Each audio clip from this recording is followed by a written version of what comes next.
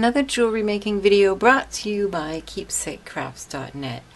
Today we're going to make this fun, kind of rustic looking necklace using this wonderful turquoise mosaic donut and a bunch of other companion beads. So to make this necklace, the first thing you will need is, of course, your focal piece. And this is a 45mm mosaic turquoise donut.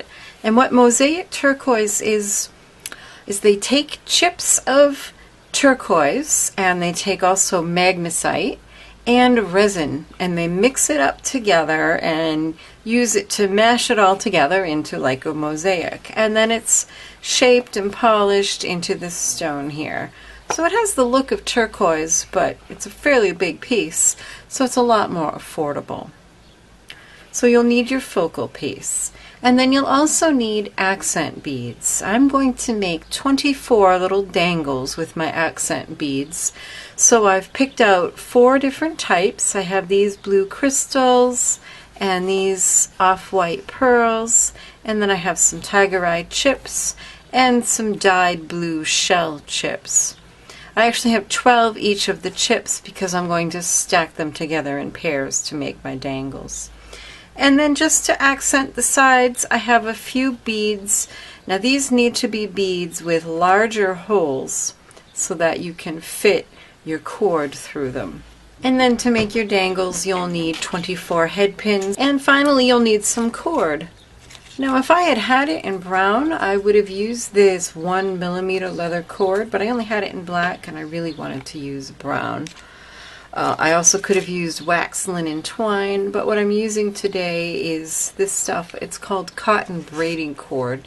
You can find it at your craft store. It's often used for macrame. It comes in lots of different colors, bright colors, neutrals. I have here a 2-yard piece. For tools, you'll need chain nose pliers, round nose pliers, and wire cutters. In addition, you will need a clasp, a jump ring, and a length of chunky chain to finish your necklace. So the first thing you're going to do is meet the ends of your 2-yard piece of cord together and fold it in half. Now I've cut 2 yards because I wanted to have a doubled piece, just to have a beefier look. So we're going to treat this folded double piece as one. Next, we're going to meet the fold with the ends and fold it in half again. So you should have the center and 4 strands. And you're just going to poke that loop that's in the center through the hole of your donut and then pull all 4 ends through that loop. And now we're just going to set this aside for a minute. Next, we're going to make our 24 bead dangles.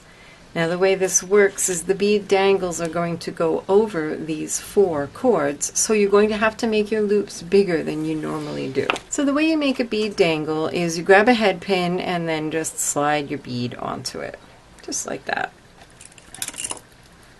Grab a pair of chain nose pliers, grasp the wire right where it comes out of the bead, and make a 90-degree bend about 1/8 of an inch from the top of the bead. Tuck your round nose pliers into that bend. Now normally we might make our bend way down here and have a little tiny loop, or up here and have a 2mm loop, but we're going to make our loop all the way up here. On my pliers it's about 4mm in diameter. Just make sure you're going around the round part and not the square part, or your loop will have corners.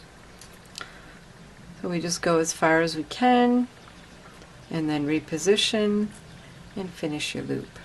So you have a nice big loop for all of your cords to go through. And then you hold on to that loop with 1 pair of chain nose pliers, and then use another pair of chain nose pliers to grab that wire end and just wrap it around that little stem. And when you're done, you can use wire cutters. Trim off the excess wire. Hold on to it so it doesn't go flying. Poke somebody's eye out. And then to tuck in that wire end so it's not sharp and poking anybody, I like to hold the loop with the one pair of chain nose pliers so it doesn't twist, and then use the other pair to just tuck in that end. And that is how you're going to make all 24 of your wrapped loop dangles. And like I said, for my turquoise chips and my tiger eye chips, I actually put 2 on each loop, just so they'd have a little bit more presence. Okay, so now I'm back with all of my dangles made. And all I'm going to do is put them in this section and mix them all up. Then I'm going to bring back my donut, find the ends, and I'm just going to start sliding these on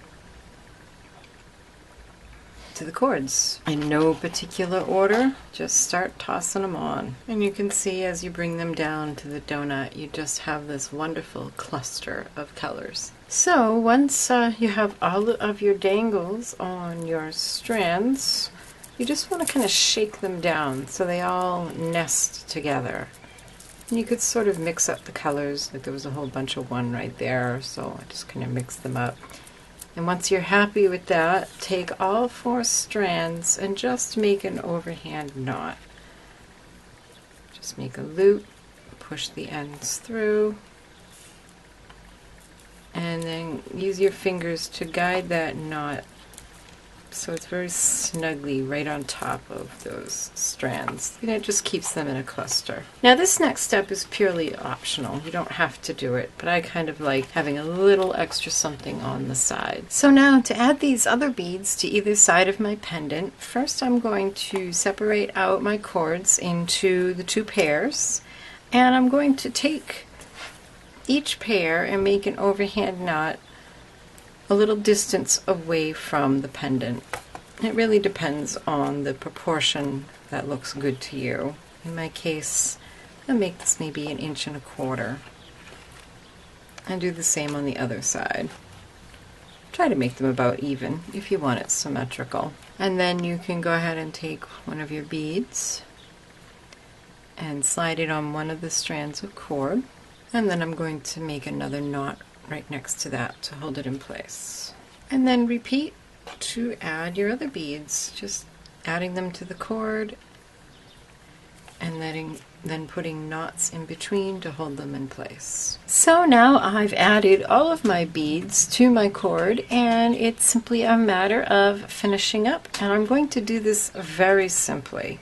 First I'm going to take my jump ring, open it, and add my lobster clasp, and I'm going to make sure it is closed very securely. You don't want any of that cord slipping out, so make sure it's nice and tight. You just wiggle it back and forth until those ends snap up right next to each other. I'm just going to slip it over one of these ends of cord, make sure the ends are even, and tie an overhand knot. And then on the other side, I'm just going to tie a piece of chunky chain. And that's all there is to it. You can trim these cord ends at a bit of an angle, but trim them so they're even.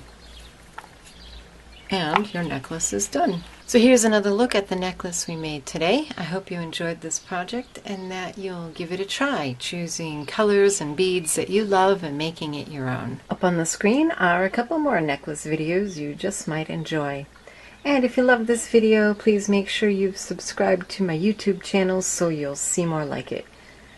Happy creating. Bye-bye.